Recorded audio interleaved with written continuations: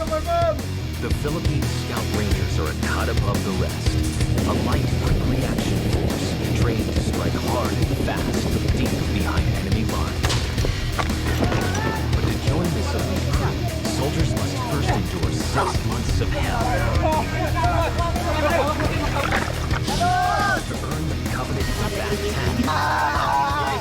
it's a brutal selection course. Most will fail. Gradually, they must face a test of life. A live combat mission against insurgents, where some will pay the ultimate sacrifice.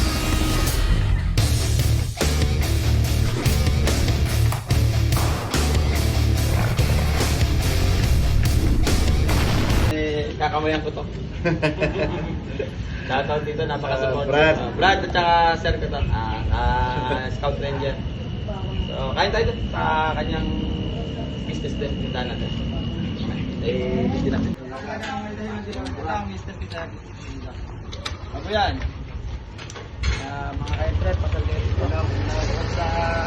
Bukod sa mura na, napakabait ka. Kain tayo. Sarap lang. Grabe pala ang training sa Scout Ranger ay sa Ringo. Isang gantong puno daw ng sili. Ang training sa Scout Ranger. Pakakain sa'yo. Ipapakain. Ay, talaga namang katapang ka.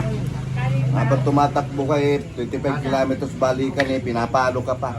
Grabe naman Papaluin training. ka ng- Papaluin ka ng anong pamalo? Stick. Oo, yung sa stick ng kawayan. Ay ko. Pinapalo ka. Yung sa pag natumba ka na, saka nila titigilan. Basta darating yung ambulansya, maghihingalo ka na. Aray ko. Grabe. Ganun. Ilang buwan yun? Ilang buwan training? 6 months. Mas na ganun talaga. Walang labasan sa kampo. At mahigpit pa pala sa pulis, no? Ay, matindi ang Oo. Scout Ranger. Yung Scout Ranger. Patay ng training doon.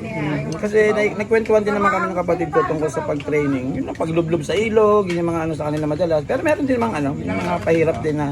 Pero kaya, basic kaya. Kasi malaki ng mga katawan ng Pag kapatid ko. nahulog ka sa ilog, ilulublog ka roon hanggang sa naghihingalo ka. Ay, oo, may gano'n. No? Pero hindi naman yata tutuluyan na ilunod. Hanggang sa kaya lang na hininga mo, gano'n. Yung hirap na hirap ka na, tsaka na niliahon. Kailangan marunong ka makawala kung paano, anong gagawin mo. Kasi paglaban na, yun ang gagawin Yun ang gagawin sa'yo, tunay. Para hindi ka umamin, gano'n yung... Hawakan mo sa daliri, pinipitin mo para mabitawan ka. Tama oh.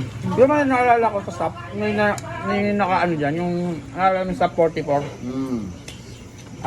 Nag-isa lang siya pero halos ang dami niya pa napatay. No? Ganun pa dapat. Kasi ganun kagaling yung training. Isa na lang na natira doon. Ito lang, nagpatotoo nga sa ano, di ba? Nagpatotoo sa kung paano yung... Kasi, kaysa mga ano nga doon, kayo ang paaminin, lalaban na lang. Lalabang ka talaga. Kasi wala. Papatayin ka rin eh. Babatayin ka rin naman. Lumabang ka na. Lumabang ka na. Yung sabi niya, di ba, nung sa interview. Kaysa naman wala kang kalaban-laban. Oo, tsaka maituro mo pa yung mga impormasyon ng ano, ng AFP or ng ano ba, ng... Walang hindi mo ituturo dapat. Oo, yun ang training sa inyo. Na matigas ka. Grabe. Kaya lang, buti na, kanya nakalaki katawan mo nun, sharing ko nung tinatraining ka. O ngayon na Payat lang, ako. payat ka nung training ka. Pahit na pahit ako. Buti nakapasa ka sa ganung ano. Kalbo. Kalbo. Kinalbo kami. Eh di papapayatin talaga kay Sadya sa training. Kasi No? yung kain nyo, iba tayo, isang tasa. Oo. Halos kalahati lang nun yung kain nyo. Grabe no. Oo. Tapos puro ano, training na sinasabi mong pinapalo. Sunog na sunog. Eh di ang itim niya nun. Negro. Pare kapatid ko, payat na negro kalbo, no? Hindi mo mamukhaan eh. Pero pagtapos naman ng 6 months din, pinataba naman sila. Kaya ba kasi magawa mo na yung kain eh. Pabilitan daw ang kain. May bilang. May bilang. Grabe. Kaya sa mga anak ko, gusto ko sana sa dalawang anak ko, isa magpulis. Sabi ko, gayahin si Tito. Ayaw. Paano narinig yung kwento ng Tito nila? Kahirap. Sabay-sabay ang subo, sabay-sabay ang inom. Walang magkukusa ka lang na inom, hindi. Antay mo yung Antay mo yung, may command lagi. Oh. Sabay-sabay. Sabay-sabay. Sabay lahat matatapos. Paano pag nahuli ka? Ano, bagal mo kumain? Ka. May punishment. Mga push-up, ganun. Yan. Kung ano lang yung pagagawa sa'yo. Aray ko. Kaya lang, kasalanan ng isa, kasalanan ng lahat. Damay-damay no? Damay. Aray ko. Ganun pala.